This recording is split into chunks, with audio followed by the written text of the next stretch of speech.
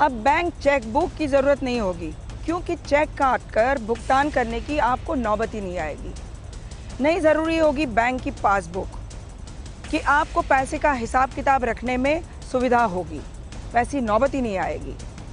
अगर मैं आपको कहूँ कि अब बैंक ही नहीं रहेंगे जिसको आप बैंक समझते हैं, तो आपको हैरानी होगी, डर भी लगेगा।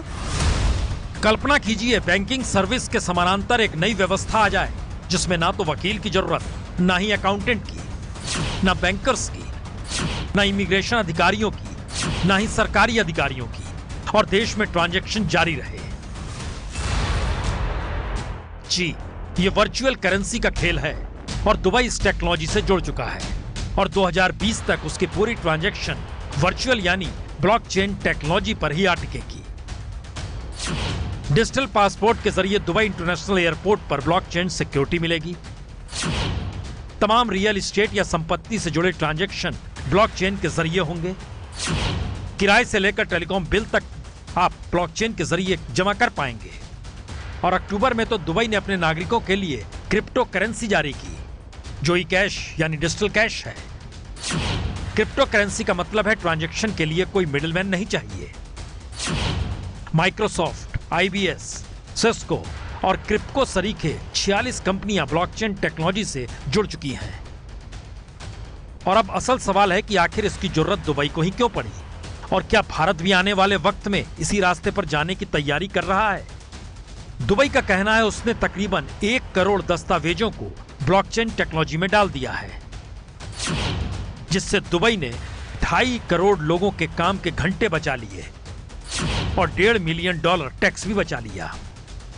और दुबई के डायरेक्टर जनरल डॉक्टर आयशा बिन बिशर के मुताबिक उनका मिशन है दुबई दुनिया में सबसे अलग हो, एक लिहाज से हैप्पीएस्ट सिटी ऑफ अर्थ हो, जहां कोई कागजी काम ना हो तो फिर फ्रॉड भी ना हो। और दुबई का टारगेट 2020 का है, और भारत भी क्या 2020 तक इस दिशा में बड़े पैमाने पर बढ़ना चाहता है।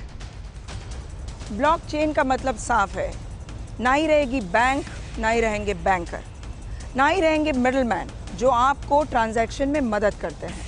यानी एक ऐसी वर्चुअल व्यवस्था जिसमें बागडोर होगी सरकार के हाथ में, वही रखेगी आपके पाए पैसे का हिसाब। बैंकर गायब यानी रोजगार गायब। तो आखिरी सवाल यही है, क्या यह भारत जैसे लोकतांत्रिक देश में संभव है, या फिर भारत भी इसकी तैयारी कर रहा है और आने वाले वक्त में कोई मिडिल मैनेजमेंट जॉब रहेगी नहीं। यह सिर्फ एक सवाल है, पर इसकी गंभीरता इससे भी समझी जा सकती है अगर भारत में असमानता चरम पर है, हालातों ने 1921 वाली स्थिति को पकड़ लिया है, तो फिर कई थ्योरियां हैं। मसलन असमानता बढ़ेगी तो समाज में असंतोष बढ़ेगा। असंतोष करप्शन से लेकर लूटपाट की स्थिति भी बनाएगा, और पैसे वालों को राहत के लिए ब्लॉकचेन टेक्नोलॉजी फिट बैठती है। और आखिरी थ्योरी यही है, जब ब्लॉकचेन ट्रांजैक्शन शुरू हो जाएगा तो फिर किसी तरह का कोई फ्रॉड होगा भी नहीं। पर सवाल तो यह है, भारत जैसे 125 करोड़ के देश में ब्लॉकचेन टेक्नोलॉजी का मतलब करोड़ों लोगों को बेरोजगार करना भी होगा। तो क्या भारत इस दिशा में बढ़ेगा?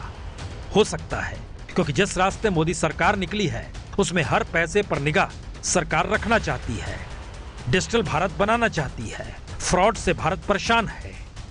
तो ऐसे में रास्ता यही बचता है जिसे दुनिया अपना रही है।